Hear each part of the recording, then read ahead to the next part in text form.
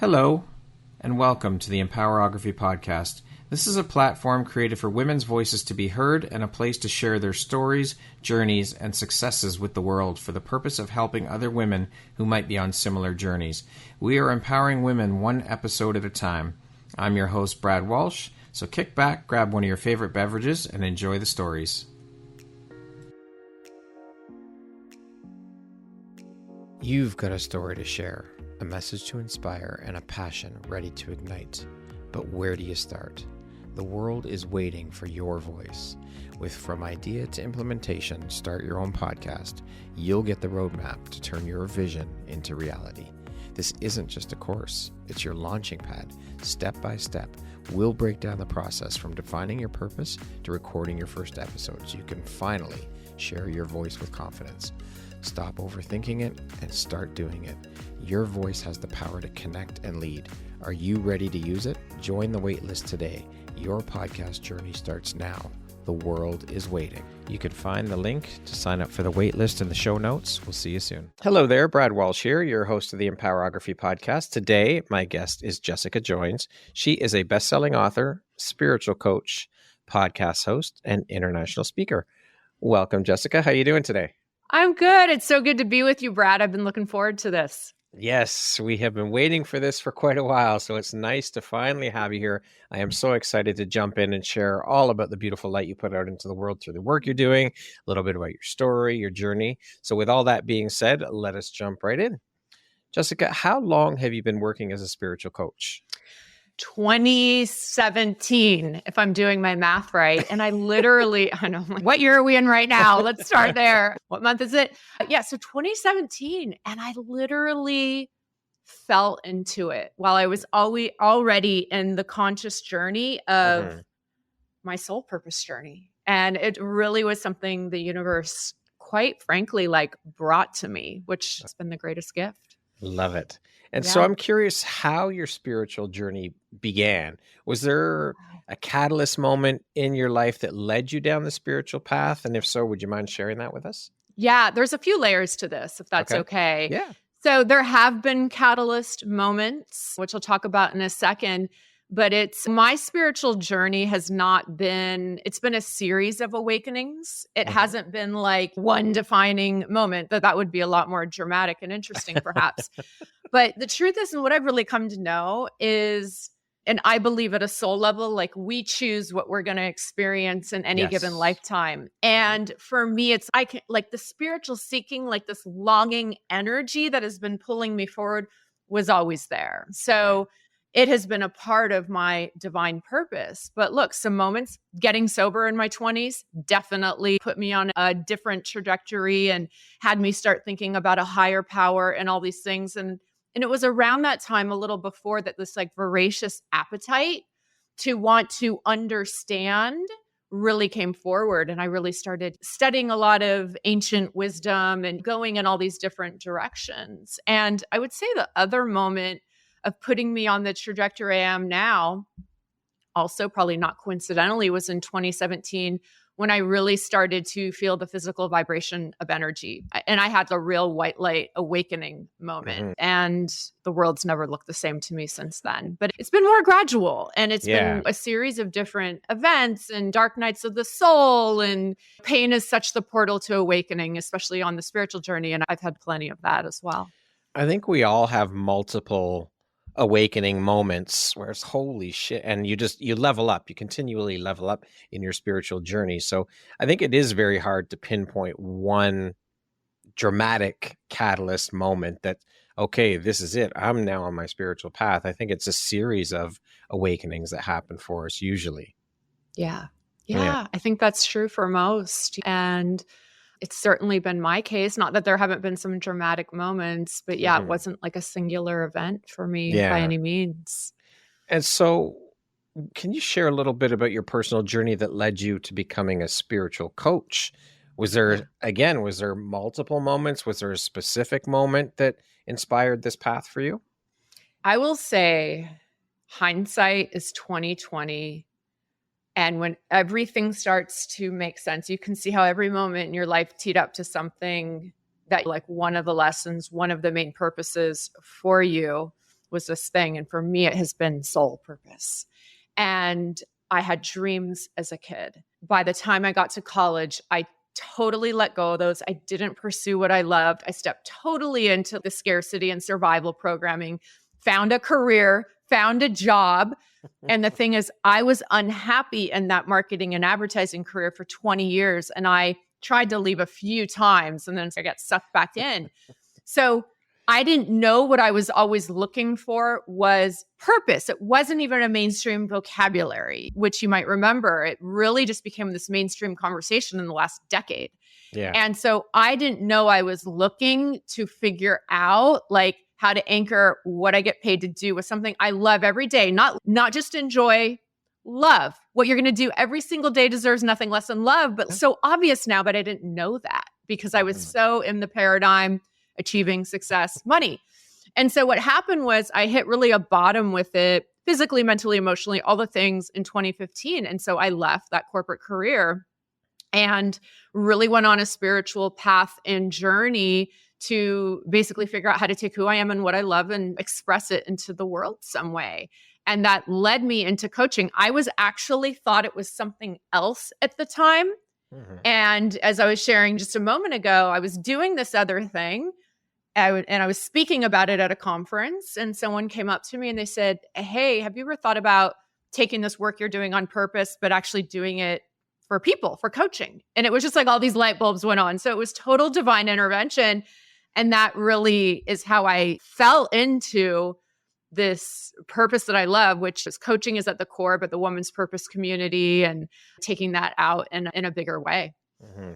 Did you struggle with the whole, because I know a lot of spiritual people struggle with this, spiritually gifted people, artists as well, struggle with accepting the fact that we should be paid for what we're doing for our work because we just think, do we really deserve to be paid for this? You know what I mean? Did you struggle with that at all? I didn't struggle with it consciously, but I manifested it. And all of a sudden, when I was doing this work, for the first time in my life, I had abundance issues. I'm like, I never had a problem asking for money and like negotiating a higher salary or any of this. And it was really unconscious. So yes, some of that was happening and I wasn't in full awareness of it.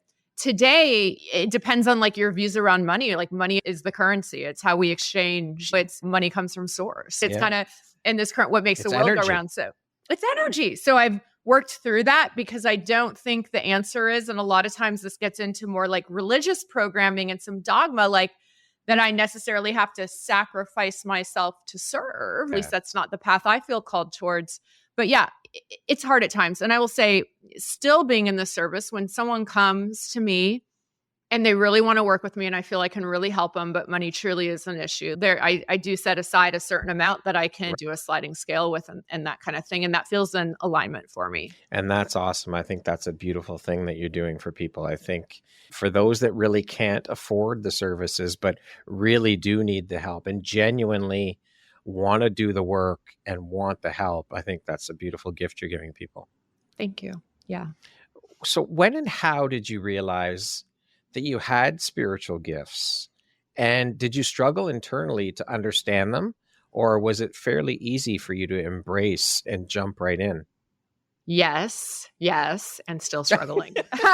Yes, as I was sharing. So the real awakening moment of the gifts, and this was a sudden moment. It was in 2017, August, and I was meditating, and I started to physically feel energy running through my body, like in a way I could touch it. And I was like, and I literally felt like I left my body for a second. I felt guides, angels, all these things. I received some messages. And then ever since that moment, like the world has never felt the same to me. And I feel the physical vibration of energy and everything.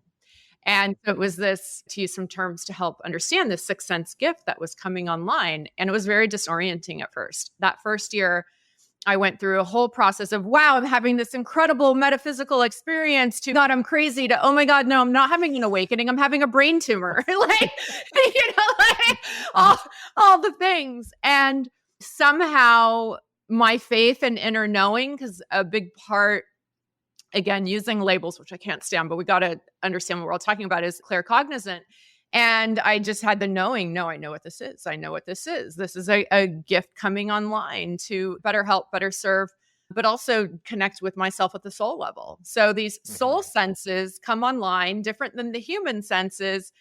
And yeah, it's been this constant toggling. This is amazing. Oh, there's something wrong with me. And even in the last year, those gifts have continued to increase a bit. And I've gone through the same journey. And I'm like, gosh, when will I just know and keep my faith that all's good? But it's hard when you're living in a physical world and you're having these other kind of sensory experiences. Yeah, I hope that answers your question. Yeah. It's still a process. Yeah. So what have been some of the most profound spiritual insights or truths that you've uncovered through your work? One of the most, and it's still been such the defining one, and it's taken on it's come in two ways. And it's been the truth in your heart is more real than the one you see. And that is like the soul senses, all those things. So yeah, you're living in a physical reality that says limitation is real, that says scarcity is real, that says fear is real. Don't believe it. And as you believe the truth in your heart, which is infinite abundance, infinite possibility, you'll actually outer world will start to shift for you. And then the other one, it's kind of similar and it's more tangible for me, at least on the soul purpose journey, is believe the truth in your heart more than the fear in your mind. So anything that you really want or desire, like those dreams in your heart, which have been shown to me, are right from the universe. They're only there because they're your destiny. But that destiny requires you to believe in that more than the fear in your mind and all the things they're saying it's not possible and otherwise. So to me, that is the spiritual journey that we're all doing. Yeah, those things are put on our hearts for a reason. They're meant to be there. It's just a matter of whether you receive them, accept them, and do something about it and make those shifts. And so what have been a couple of the most significant challenges that you faced in your spiritual journey, and how did you overcome them? Oh, surrender and trust, hands down. And still, I'm really trying right now to not only just so surrender means I'm letting go of what I'm attached to. I'm really trying now not to attach and to make the unknown my new safe space where I want to be. And I've been doing this prayer over and over. God, help me set aside everything I know about whatever it is throughout the day when I feel my mind attack, like even knowing what I'm going to do tonight for dinner or something so silly. But it's really that ego mind. It has so many layers and it's in fear. So it wants to control and really just diving more and more deeper into feeling not only safe, but excited about the unknown and living in that space. And that's a daily practice. And it's the one where I've fallen down the most on my journey, losing faith, trying to control something, and then literally smacking me upside the head in different ways has been the story over and over again. But that's what we're all doing. We're all on a faith journey here. So I'm in that journey too. Those 2x4s in the back of the head from the universe. Yeah. I mean, it starts off, I think, with little pebbles. Wake up. Yeah. Here you go. Here's your signs. Then it turns into rocks. Then it's like boulders. And then it's okay. You're not listening still. Here comes the 2x4. You better fucking listen now. Yeah, exactly. So yeah, the 2x4. I work my way up to that one quite often. I think we all have. Yeah. How has your spiritual journey transformed your own life and personal beliefs? It's interesting when you see other people you haven't seen in a long time. That's when you can reflect, wow, yeah, I've really changed. They're looking at me different. And I mean, it's changed me in a number of ways. I'm not chasing empty success in the way I used to. I'm not self-sabotaging like I used to. I think on the beliefs front, the main thing, and I don't know if you're in this as well, is other than connecting to a belief or a relationship with a higher power, surrendering all beliefs and really letting, because that's another form of attachment and a way to define and a way to identify. We see the polarity being heightened in the world right now. And so other than that truth and belief in the love of God and wanting to connect to that, really letting go of anything that I think I believed in. Yeah, there's huge shifts happening right now in the world, and we're seeing a lot of shit being exposed that we did, that we've been conditioned to believe, that we've been brought up to believe. It's all changing, and we're actually, the veil or the curtain is being pulled back and Yeah. showing us a lot of shit. And I think there's Yeah. still a lot more to be uncovered too. Yeah, look, we are living in awakening times. Humanity is awakening. I say that, people go, then why does it look like this? I'm like, because we're in the collective dark night of the soul phase. We can, in awakening, you don't just zap in your love and No. light. You got to do the work. And that happens individually and collectively. And we're Yes. bringing up all those shadows to be seen and transmuted. And they will be transmuted. In a future timeline, the awakening is done. It's a part of evolution. It was always to be. It's what everyone's prophesized. But we have to experience it. We're here to experience the journey of it. If you're a soul alive on this planet right now, it's because you want to experience radical awakening. It's happening. Yeah, absolutely. And I love that you mentioned we all have to do the individual work in order to move into that collective work, because that's what it's about, is the collective. But first, it starts here with us. We have to do the individualized work first and then step into the collective. Bring those people, those like-minded people, in to our sphere, our world, and then work collectively to make the change, because that's the only way we're going to do it. That's the only way it's going to happen. Yeah, it's an individual journey. Marianne Williamson always said the change that will save the world is a personal one. It's can't control what others are doing, but you sure as hell can control yourself. That's the only thing we have control over, is ourselves, our reactions, the work we do. And no one else can do that work for us. No. Yeah. Love it. And so what are the core beliefs or philosophies that guide your work as a spiritual coach? And how have these beliefs evolved over time? I mean, one thing is it really comes more into play when talking with someone about what I'm going to do with them and how I'm going to work, is that we're all on a spiritual journey. And I'm not talking about religion, but understanding that we're all on a spiritual journey and no one is further ahead or like better or more advanced. We're all actually, there's no kind of polarity in this.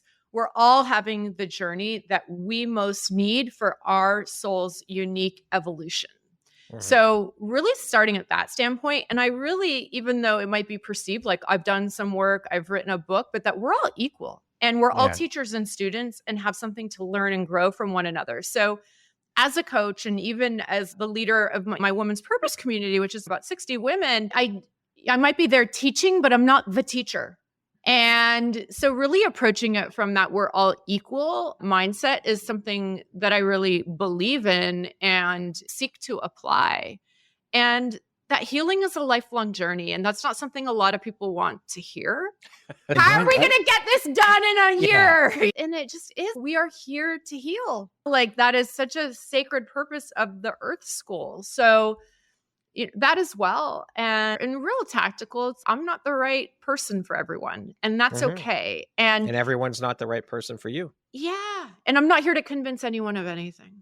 That, I always take what resonates, leave behind what doesn't, and you better than I ever could. And we do a lot of sacred space holding in the community where it's assume that person, because they're an innate, infinite soul, has all the wisdom they need within to solve it. And nobody knows them better than their own selves. That eliminates things like unsolicited advice and otherwise. We're all constantly evolving. So that healing journey does never end, because we're continually growing and expanding and pushing ourselves outside of our comfort zones and learning new things. And I love that you brought up the fact that we are all teachers. We all can learn from each other. We all have something. We all have a unique gift that nobody else has, and we can share that gift. And it is your responsibility to share that gift with the world, but we can also learn from everyone. There's something we can learn from everybody. And it's about keeping an open mind enough to do that. Yeah, absolutely.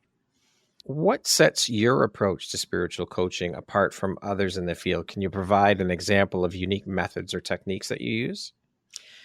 I think more than anything, it's the lived experience of being in the corporate world and being the C-suite executive. And so it's really, when women come and work with me as a spiritual coach, I'm blending that, but along, like, I can talk executive coaching, I can talk leadership and all the things that are going on and understand it in a way because I've lived it. So that more than anything. And then I'm a Reiki healer. I had a client once, she's like, when you work with Jessica, it's like having a therapist. You're not supposed to say that, but a therapist, a life coach, a spiritual coach, and an energy healer who also knows business in one. So it's been a hard, message to actually market and communicate, but it is a couple different blends of things. Shop. And one-stop shop. Totally. That's why. Hi, I'm Jessica. I'm your spiritual one-stop show coach. Totally. There we go. I'm going to run ads on Instagram and LinkedIn. Yeah, totally. We'll do a clip of this podcast. Yeah, we'll screenshot it. So that's the thing. One thing that I created and it's in my book, and I feel really good about it. My book, I will say, back to your question of proprietary approaches, the reason I wrote it was not because, I want to write a book. It was because I couldn't find that out there to solve the purpose problem. There was tons of the old traditional career assessment approaches, and even Simon Sinek, very kind of analytical approach, the concentric circles to finding purpose. But I wasn't finding a spiritual book that had practical application blended. So the courses in the book are here's what you do, but totally anchored in ancient wisdom. And one of those within it is my approach to limiting beliefs. And it's very much a conscious exercise, but then there's also energy release with it that a lot of clients I've worked with are like, I've had these limiting beliefs like forever, and I can't believe that they just feel like they're gone. You figured, I don't see it anywhere out there. Fuck it. I'm going to build it myself. What are some common obstacles you've seen in your work as a spiritual coach that people face on their spiritual journeys? And how do you help them navigate those challenges? I would say the couple of times, it has not been often, that I've had someone want to stop their engagement is they're just not ready. And I tend to attract, and probably because based on my own experience, because like attracts some women that I've dealt with some serious trauma. And you can think you're ready to look at some things, but then that self-preservation comes in and just not ready. And I believe in divine timing. I do not push on that kind of stuff. And so I haven't really done anything to tackle that other than offer some prayer work or otherwise that be ready to kind of let go of this pain. That's definitely something. I say other obstacles usually comes down to, when we're talking about soul purpose, abundance. Okay. And that was my big obstacle too. Global CMO, big company. I need to keep making this money. I'm not going to be able to make this money and that is always the core limiting belief. And so I always say to that, and this usually plays pretty well, I'm like, follow me on this train of logic, as you and I were just talking about. If the universe put those dreams in your heart, and we can agree, because we've gotten them to this point, that they're there because they're possible, that they're meant to be pursued. Now, is the universe just totally cruel that, these dreams are real, but they only lead to a path to poverty? Come on. And then we can because I work with a lot of logical, analytical type of women, so we can get them on that part. It's okay. To start wrapping their head around it. So that's always the big obstacle. Like, I don't want to leave the safety because I don't believe I can do what I love and make money. There you go. That's it right there. And also, like you said, the being ready, I think it's true, obviously, not just on the spiritual path, but with everything. You have to be ready to do the work. You have to be ready to receive. You have to be ready to dig in and do that. Otherwise, forget it. You can spend all the money you want on coaching, but if you're not going to do the work, what's the point? Yeah. I mean, coaching is about a proactive approach to your life, which means you're not just showing up and talk therapy in a session. You're doing work. Yes, absolutely. You're doing work. Yeah.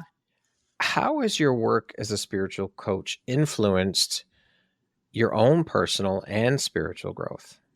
I mean, it's funny how we're always all mirroring one another. Clients go, oh my God, like they're mirroring something to me right now. I need to look at. That happens all the time. It's just fascinating. It really is just fascinating. I'll say too, and this plays more into the women's purpose community where I'm the spiritual coach, but every month we work on a topic. At the end of last year, we were doing abundance. This year, we've been doing a lot around surrender. And the universe, and it's like cheeky little wisdom every time. Okay, Jessica, you think you're going to teach people on this topic? Let's see how well you've mastered it. Like every time. And one of those things comes where I need the 2x4 on the head. That happens all the time. And the other thing I don't know if this is in your experience, like you teach what you most need to learn. And that sometimes is a conscious understanding. And then sometimes it's not. And I get the 2x4. Either way, I'm still learning the lesson. So just by doing this work, like I am continuing to grow. Yeah. I think it's probably more of an unconscious thing than it is conscious, I would say. Yeah. Yeah. What are some common misconceptions about spiritual coaching and how do you address them? That it's about religion. That comes up a lot. Oh, is this a Christian thing or is this and I know this is about you, your connection to the universe or a higher power of your understanding, but it's also the spiritual journey. And the way I defined it is the head to heart journey. It is moving from being fear aligned to being in peace, unity, love aligned. A lot of times when you say love aligned, they're like, but they're thinking it to the action of the verb. And I'm saying, no, your state of consciousness, So the spiritual journey is a consciousness shifting journey. And so when I frame it that way, then it makes sense. Helps people. Yeah. And makes them want to do it when sometimes people are coming to something and they think it's, a dogma thing. I got to believe this. I'm going to have to do this. And a lot of people have had a lot of bad experiences. I wasn't raised in religion at all, but I've had a lot of women come in who have had some trauma there. Yeah, for sure. Yeah. I've seen a lot of that too. So I get it. Yeah. What are the 3 of the most valuable lessons that you've learned along the way in your coaching journey and working with all the women you work with? To trust the universe in the process. And because we still live in a material world, a certain paradigm. Whenever I work with someone, I wouldn't be doing my due diligence. There's some coaching goals. There's a plan. They want to see that before they're going to, sign up to pay this money. And I will say every time, and I'm very good at like surrendering the plan, but it's actually comical sometimes how much the universe just takes over and it becomes different coaching goals. It becomes a totally different plan. And I think at first that was always like, I felt this need. Oh no, this is my old corporate days. We got to stick to the plan we have here, the contract that you signed to this plan. And I've learned how to really let that go. The other thing too is not that I ever took things personally, but I love people. So I can get attached and just trusting when it's someone's time to move on, it's time to move on. Yeah. And really, especially with now building a community, which is like a family, when someone doesn't renew, but it's like just trusting everyone in their own journey and what wants to come, let what wants to come, let what wants to go, but really embody that, not just as like an idea you believe in. So 2 really different things. And I'll say too, on that connection, like the third thing is the spiritual journey also is I believe in an idea. I come to know that thing from within, not because I learned it. And then I embody it at a cellular level. And being in this role now, like being really pushed to embody, that's so much of the journey and the lesson on a daily basis. Yeah. And I look, and I think that's even shifting in like the spiritual teaching community. There's a lot of teachers out there in the past that made money on selling wisdom they have. Were they always embodying, like you've seen a lot of instances where that wasn't happening. And I think in many ways, like many of us are being pushed to really embody right now. I'm sure you've probably experienced that yourself because that's where it's at. Got to embody it. Yeah, 100%. Yeah, you can speak it all you want and have these thoughts about it, but if you're not embodying it, what good is it? Yeah. Yeah. And we all have the wisdom and all of us are opening up to our own wisdom. So selling that wisdom isn't going to be so much of a thing that's sellable anymore during these awakening times. Yeah. You say that through all your work that you do, you empower women to transform their lives by mastering their own spiritual journey. Why have you decided to make this your mission? And why is it so personally important to you? It's personally important to me because it's so much been my own journey. And I think when you start to wake up out of the illusion of fear, it's like you want to be like, oh my God, you get out of that like survival consciousness. There's so much more. You just naturally want to help others do it. I feel called to help women because I know women. Mhm. and I understand them. And I don't have one single coaching certification. I coach from lived experience. And, I've been in those corporate roles where there's only the only woman in the boardroom or one other woman. And I just feel like I have a unique understanding of the type of women I work with, like what they're going and experiencing. And the saddest thing to me, and I see it sometimes in close relationships I've had, that you're just moving through life in unconsciousness and not changing. Mm. And that to me is like just the saddest thing. And so I think that's why it feels so personal and why it's the mission, and the mission that I feel I've been called for is to help people do what we're here to do, which is evolve and grow. That is the Mm. purpose of Earth School. That's why it's so freaking hard and so challenging and so painful. But pain is that portal, but like you can stay in victim mentality and just live in that unconsciousness. And that is something that just makes me personally just sad. Yeah, when you find that thing that with all of your being can help people, you want to fucking share it with the world. You want everyone to know about it because Totally. that's what we're here to do, is help each other, support Yeah. each other, lift each other, cheerlead each other. So when you do find that thing, it's important to share it with the world so that others can benefit from it too. And so with the coaching certification, obviously you don't feel, and I wonder about this quite a bit actually with the coaching thing, the certification. I personally think it's just like when I think about or compare, say, college here in Canada, we have college and university, right? So college is more of a hands-on school type of school whereas university, you're sitting in a classroom of 600-700 people and the teacher's lecturing, and it's a very different experience. I think it's the same with life experience. And I guess it's relatable to coaching too. Lived experience, nothing trumps that. I don't give a shit when anyone says lived experience. Nothing. You can read about all the shit you want in a book, but living it is a completely different thing. It's like traveling. You can read about all these places in a book, but it doesn't even compare to actually going to the place and seeing it and being there and experiencing the smells, the sights, the culture, all of that stuff. So with coaching, using your known and your lived and your life experience, I guess, would be the thing, same kind of thing, right? What do you need a piece of paper for to say that you're certified? I guess, I don't know, maybe there's fundamentals that certain people believe they should have with the coaching certificate, but is it really necessary? I Yeah. don't know. And Is for me, anyone going to ask you for your certification, really? they will sometimes if you're going the corporate route, Mhm. selling, and I knew I wasn't going to be doing that. Right. But Spiritual and corporate, they don't really go hand in hand anyway. yeah, exactly. So in that, yes, maybe a few companies are exceptions, but yeah, so I knew I wasn't going to be going. And the truth is, when I looked at them, I'm like, oh, what the courses were and what you learn, I was like, I already know how to do all that. Why am I going to pay money, to your point, for a piece of paper, literally? Because Yeah. I knew I didn't need the training per se that some of them were offering, that I did know how to do that. Yeah. Yeah. These companies want you to have an MBA, have all these degrees, as my wife calls it, alphabet soup behind your name. Yeah. But being experienced in doing the job far outweighs what a fucking piece of paper tells you. Yeah. Because you can Yeah. have that piece of paper and have no clue how to do the job. And you still start at the bottom of the company. Exactly.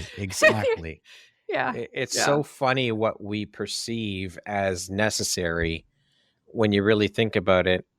That piece of paper, it's worth as much as the paper it's printed on, I think. Yeah. I mean, you spent $100,000 to get that piece of paper. I know. But I remember after doing my master's at Cornell, and so back in the day, my starting $32,000 a year salary, it's like, there you go. Life is hard.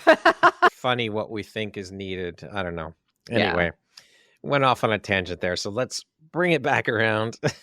What is one tip or takeaway that you can share with listeners that they can implement immediately to start embracing and leaning more into their intuition, their spirituality, and reconditioning their minds for the success and the transformation that they seek? Yeah, I love that question. It's really about starting to invite in and listen to your heart. When I say heart, that's where your soul lives. That's the purest, most open communication channel with the universe. So to me, that's the center. And a lot of times clients will say, but I'm not hearing anything. I'm like, okay, then flip it. start to understand what's not the heart. This thing that's talking at you all day long, the stories, that's not it. So if you're having a hard time hearing the heart, then just start witnessing the stories. If I'm witnessing, I'm an objective observer.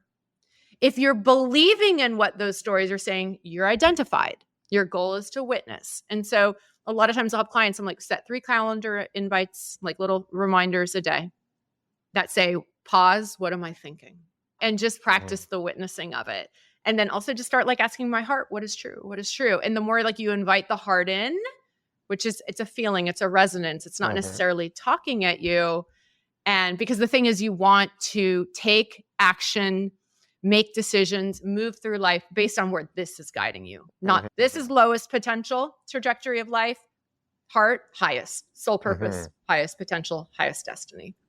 Yeah, that's listening to our intuition. And I think we've had that not conditioned out of us, but conditioned to not trust it. It's been kind of tamped down within us. So we forgot how to listen, because everybody's had that feeling, oh, I don't think I should go that way. I think I'm going to go this way type of thing, right? Everyone has experienced something along those lines in their lives. That's your intuition speaking. Yeah, it's a suppression of the divine feminine. That learn to listen and trust. Yeah. You know what I say? You'll love this. So in a business setting, okay, I'm having a gut feeling. Let's go validate that with data. I would love to flip that. My dream, when I know we'll have ascended in consciousness, is the data says this. Let me validate that with my intuition. That's my dream. And that's when I know like the divine feminine is like back in balance, instead of being suppressed. But it's been the suppression of it. Yeah, absolutely. Yeah, absolutely. How do you stay inspired and continue to grow in your own personal, spiritual, and professional journey? It's a boring answer, but it's really through meditation. I don't think that's boring. Yeah, it'd be so cool. Oh, I'm going to this event or I'm doing this, but it's really through alone time. I do a lot of solo hiking. I love being out in nature by myself, but the sitting still, like the meditation, it's fascinating how it expands and expands and like grows. That's where everything comes in for me, that just transcendent state that is possible there. The energetic shifts that happen in meditation, everything for me on that front is just, and I love meditating in groups, and there's a lot of places here in Los Angeles to do that.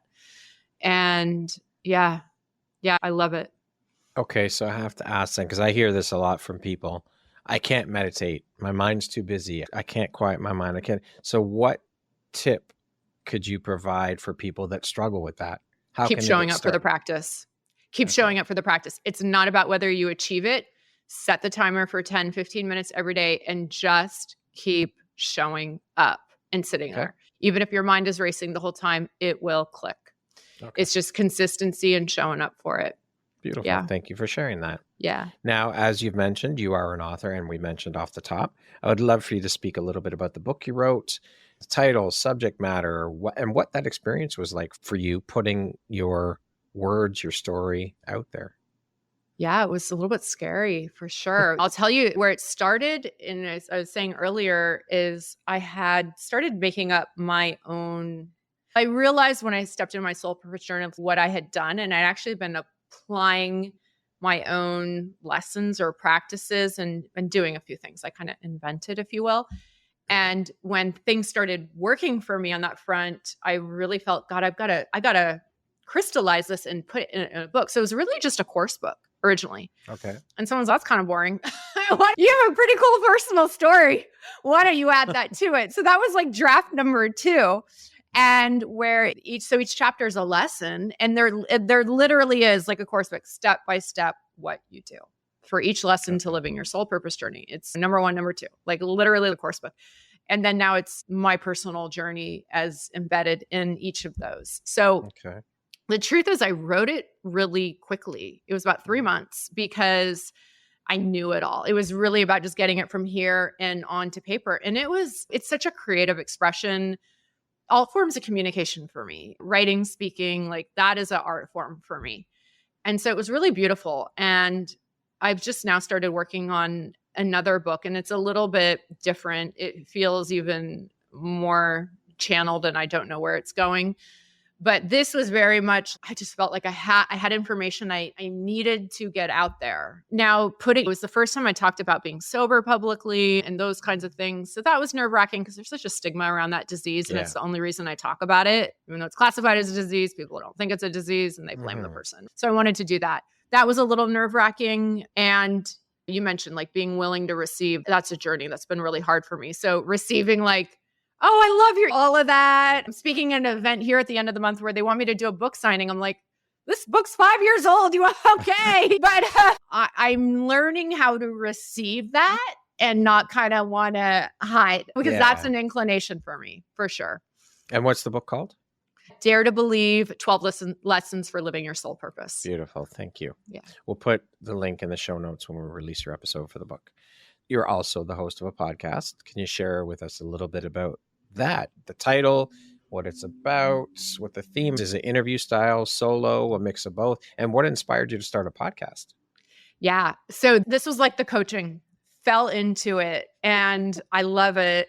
When I was promoting my book, I was on a kind of a blend of a live TV, a radio show in Atlanta on a small network. And the host of that, you need to have your own podcast. Do you want to have a show with us? And they do everything live, and it was video, and it was once a week. And that's how I fell into it. And I loved it. Backstory, I was an actor as a kid, pursued it in my 20s here in Los Angeles. So like the performing gene, I've always loved that kind of energy.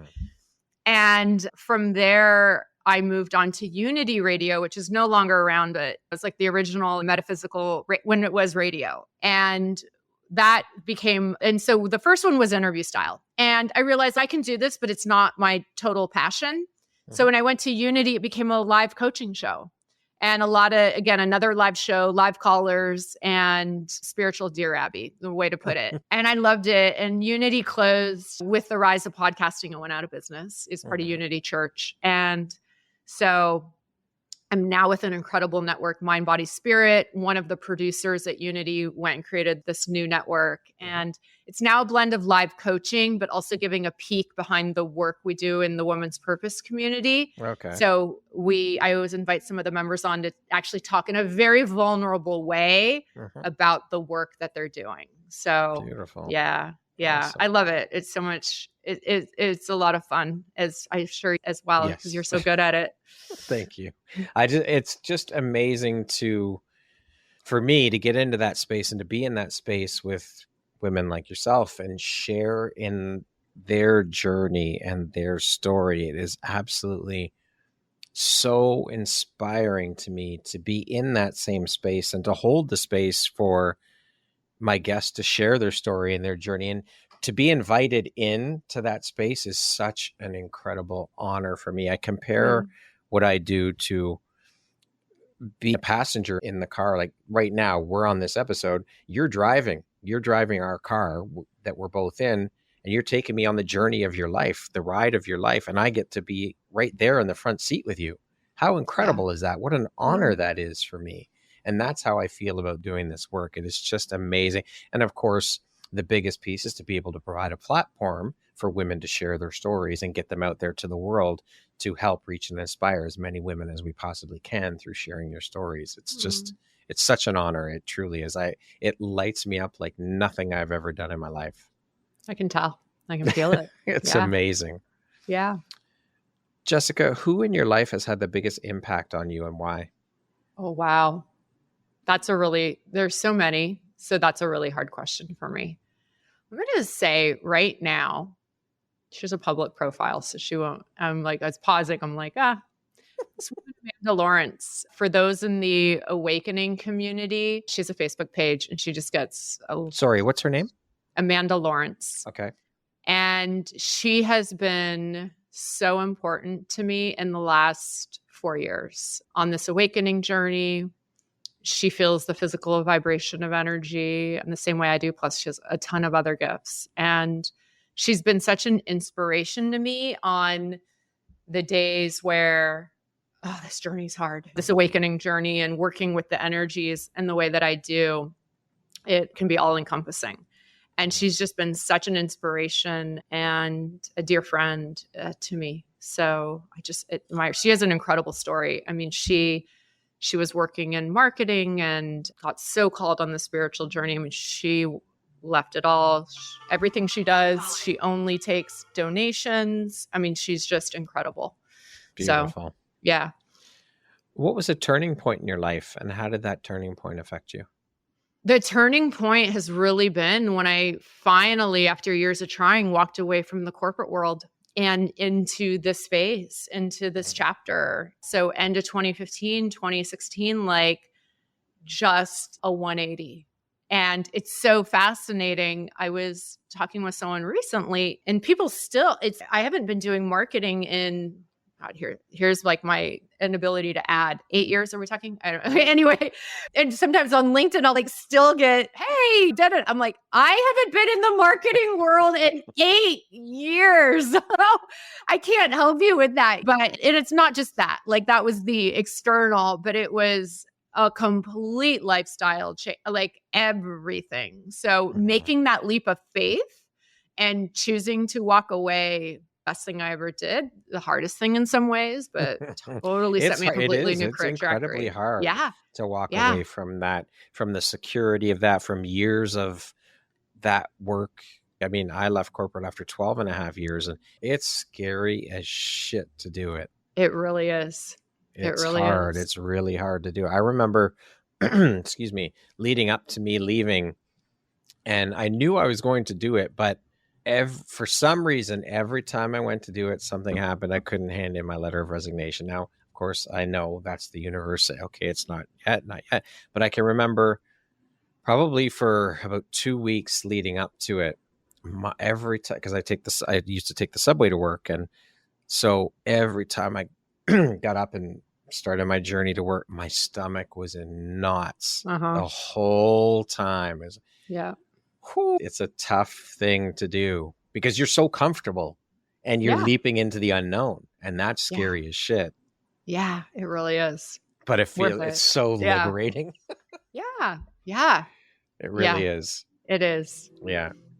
What would you say is one of your biggest failures or teachable moments, and what did you learn from it?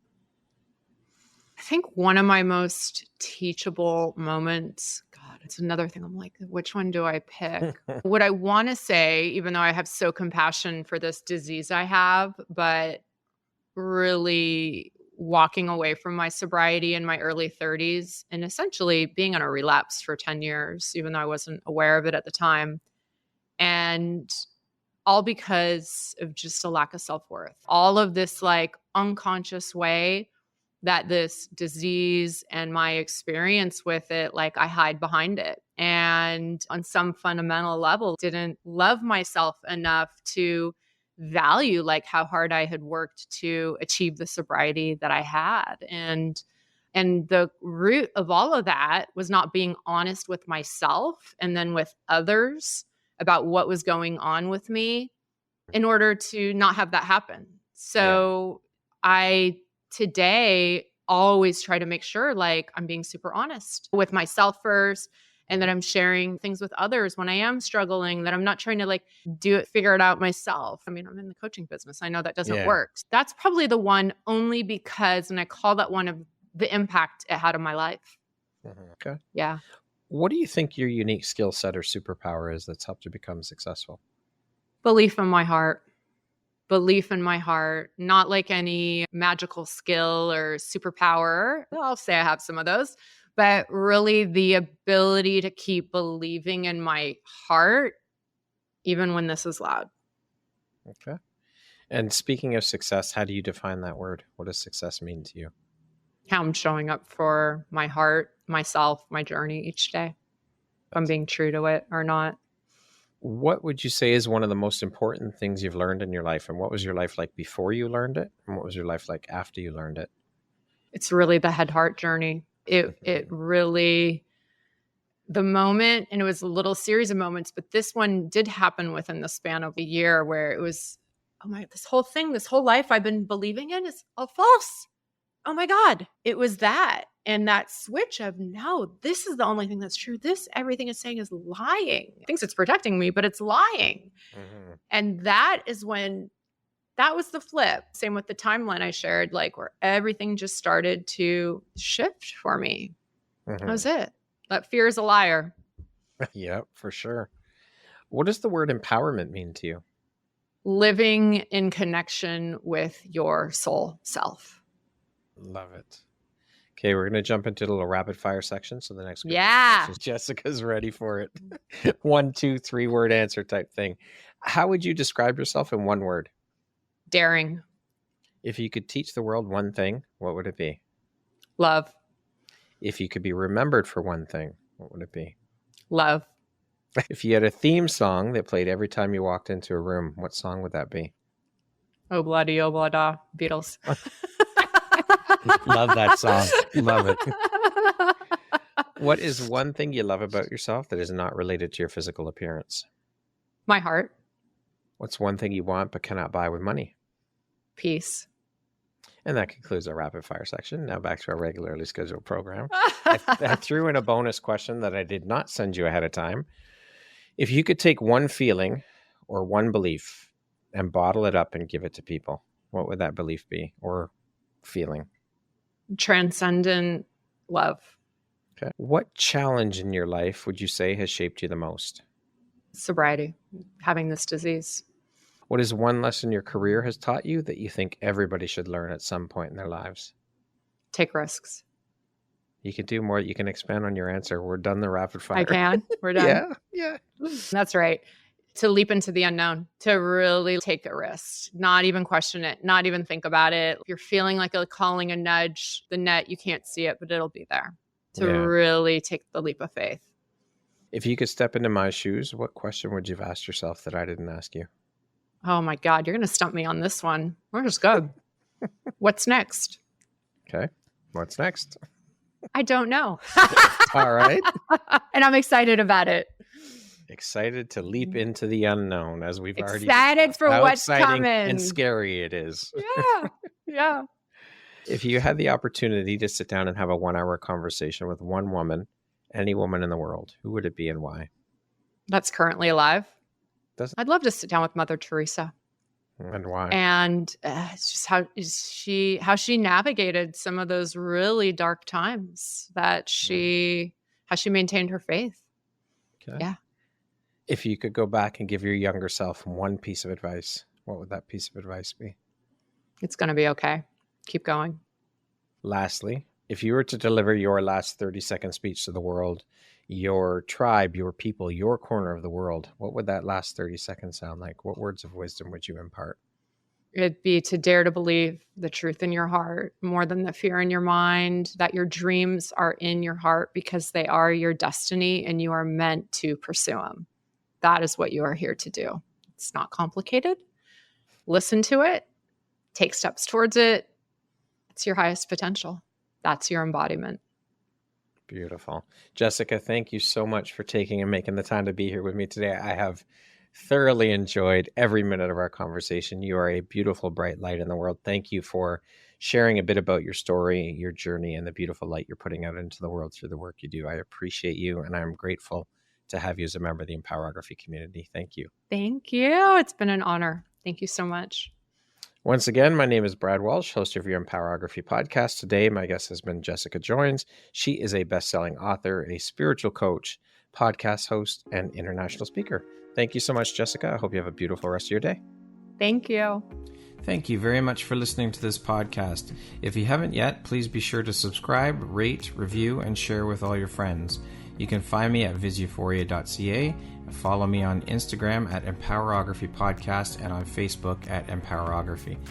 Please join me next time for another inspirational story from yet another amazing woman.